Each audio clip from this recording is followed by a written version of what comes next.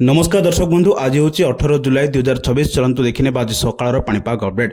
बंगोपसागर सक्रिय रही लघुचाप प्रभाव में ओडिशा रे वर्षार परिमाण बढ़ी। तेज कौन डेज खबर जदि एपर्यंत वीडियो को लाइक करना वीडियो को लाइक करने सह चैनल को सब्सक्राइब करी कमेंट माध्यम जानते आपने क्यों जिलार देखुंत जहाद्वारा बड़ी पाणीपाग अपडेट आपण सर्वते पहुंची पार। चलतु लेटनर खबर पर नजर पकेबा। भारतीय पाणीपाग विभाग अनुसार आज राज्य में केतेक स्थान में प्रबल अति प्रबल वर्षा होबार संभावना रही। किसी जिला रेड और अनेक जिला ऑरेंज एवं येलो वार्निंग जारी होची। उपकूल ओडिशा सह उत्तर पश्चिम एवं दक्षिण ओडिशार अनेक अंचल में घड़घड़ी और बिजुली वर्षा होबार संभावना रही। केतेक स्थान में घंटा प्रति 30 ରୁ 40 किलोमीटर बेगर पवन मध्य बहीपे। तेणु नदी कूलिया और तलिया अंचल लोक सतर्क रहा परामर्श रही। प्रबल वर्षा जोगु केतेक स्थान में जलबंदी यातायात बाधा एवं तलिया अंचल में पानी जमीर आशंका रही।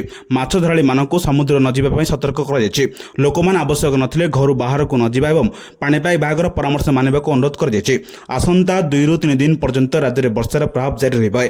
तेणु समस्ते सतर्क रुहतु और स्थानीय प्रशासन और पाणीपाग विभाग निर्देश पालन करूँ। लघुचाप जनित वर्षा जोगु फुलुची जलका नदी। बालेश्वर जिला बस्ता ब्लॉक अंतर्गत माथानीठारे विपद संकेत 6.5 मीटर रही बेले सकाळ 6टा सुधा जलस्तर वृद्धि पाई 6.52 मीटर प्रभावित होची।